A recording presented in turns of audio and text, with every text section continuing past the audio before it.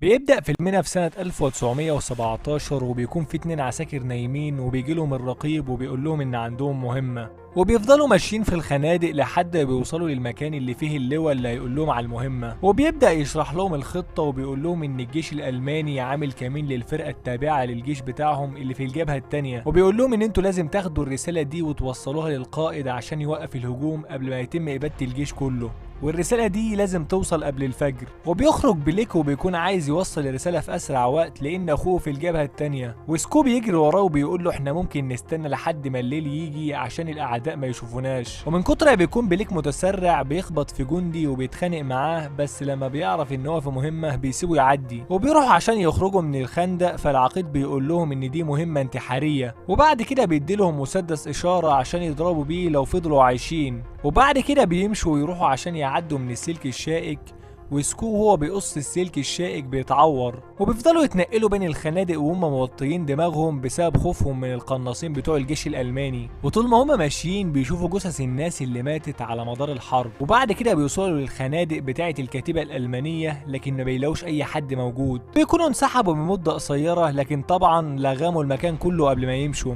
وبينزلوا يتمشوا في الأنفاق ويشوفوا المكان، وبيجي الفار الجميل ده وبيقوم مفرقع اللغم وبيوقع المكان كله فوق دماغهم. فبليك بيقع لكن ما بيحصلوش حاجه وبيجري بسرعه عشان يشوف سكوب، وبيلاقيه وبيطلعه من تحت الحطام، وبيلاقوا النور عند مخرج النفق وبيخرجوا بامان. لكن سكوب بيكون اتعمى تقريبا من التراب اللي دخل في عينيه وبيقول له يا ريتك اخترت حد تاني مكاني في المهمه دي. وبعد كده بليك بيضرب بمسدس الاشاره عشان يعرفهم ان هم عدوا من كتيبه الالمان وان هم عايشين، وبعد كده بيكملوا في طريقهم وبيوصلوا الارض واسعه وبيكون فيها مزرعه، وبيدخلوا المزرعه وما بيلاقوش اي حاجه في المكان غير شويه لبن، وبيخرجوا فبيلاقوا اشتباك بين طياره المانيه وطيارتين من الجيش البريطاني، وطياره الجيش الالماني بتتضرب وبتقع، لكن وهي بتقع بتخش في المزرعه وكانت على وشك ان هي تموتهم، ولانهم طيبين قوي بيطلعوا الجندي الالماني بكل حب من الطياره وبيحاولوا ينقذوه. لكن لان الطيبه دي ما بتنفعش في الحرب الجندي الالماني بيضرب بليك في بطنه،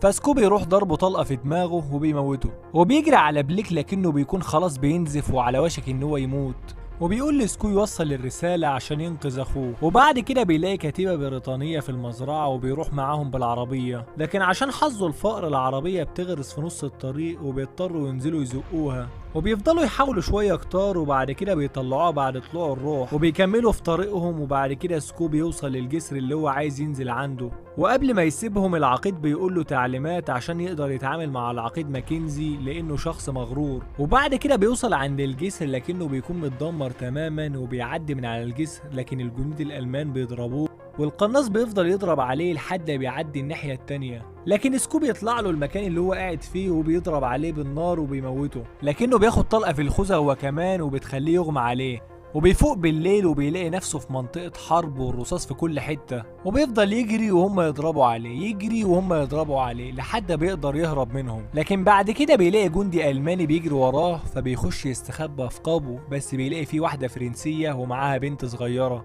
وبتكون خايفة منه، لكنه بيطمنها وبيقول لها ان هو من الجيش الانجليزي، وكمان بيديها اللبن اللي معاه اللي هو جايبه من المزرعة. بعد كده بيخرج بسرعة عشان يلحق يخلص المهمة قبل ما النهار يطلع، وبعد كده بيقابل جندي ألماني فبيخنقه وبيضطر يقتله لأنه قعد يزعق وكان هيفضحه. وطبعا بسبب زعل الجندي الألماني أصحابه بيجوا وبيجروا وراه، لكنه بيقدر يهرب منهم وبيرمي نفسه في النهر، والمية بتجرفه لأنه ما بيعرفش يعوم وبيفضل متعلق في فرع شجرة. وبعد كده بيلاقي حتة فبيطلع منها وبيكون المكان كله مليان جثث، وبعد كده بيسمع صوت أغاني وبيشوف جنود فبيروح وبيقعد معاهم، وبيلاقوا قاعد يائس كده فبيسألوه بيقولوا انت تبع كتيبة ايه؟ فبيقول لهم ان هو بيدور على كتيبة ديفون، فبيقولوا انت دلوقتي بتتكلم مع كتيبة ديفون شخصيا، وبيقولوا له انهم متقسمين مجموعتين للهجوم وانهم مستنيين الاوامر عشان يهجمهم. فبيقوم بسرعة عشان يلحق العقيد ماكنزي قبل ما يدي الامر بالهجوم، وبيجري في الخنادق وبيفضل يسأل على مكان العقيد ماكنزي فبيقولوا له ان هو في اخر خط في الجبهة، فبيضطر يطلع يجري وسط ضرب المدافع عشان يقدر يوصل له. وبيوصل عند العقيد ماكنزي وبيقول له ان هو لازم يوقف القتال ده حالا لان ده فخ من الالمان. لكن ماكنزي بينشف دماغه وبيقول له ان احنا مخططين للحرب دي من زمان. فسكوفيلد بيقول له ان دي خطه الالمان من الاول وانهم عاوزينهم يبداوا الهجوم، وبيفضل يقنع فيه ان هو يقرا الرساله، وبعد ما بيقراها بيأمر بوقف الهجوم. وبكده بتنجح المهمه، وبعد كده بيخرج يدور على بليك وبيدور عليه وسط الجنود، وفي الاخر بيلاقيه وبيقوله ان اخوك مات وهو بيأدي واجبه وان هو جندي شجاع وانقذ حياتي. وبعد كده سكوفيلد بيروح يقعد جنب شجرة وبيبص على صورة وبينام. وبكده بينتهي الفيلم. سلام.